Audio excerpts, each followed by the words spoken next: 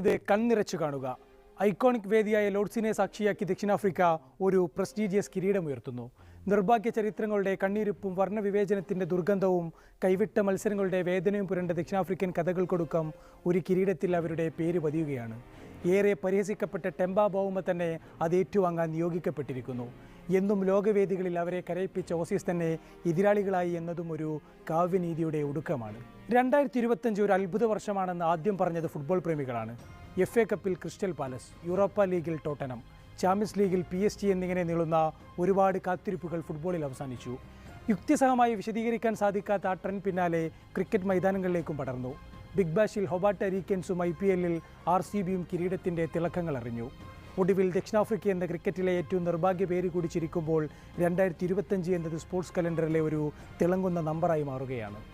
ലോക test championship ഫൈനലിന് മുന്നേ എല്ലാ കണക്കുകളിലും ഓസീസ് ആയിരുന്നു ഫേവറേറ്റ്സ്.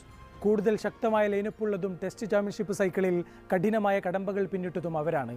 കൂടാതെ ലോകവേദികളിൽ എന്നും അവർ വിന്നിംഗ് മെൻറ്റാലിറ്റി പ്രകടിപ്പിക്കുന്നവരാണ്. ആ അലമാരയിലെ കിരീടങ്ങൾ അതിന് സാക്ഷി പറയും. പക്ഷേ ദക്ഷിണാഫ്രിക്കയ്ക്ക് അവകാശപ്പെടാൻ ഇതൊന്നുമില്ലായിരുന്നു.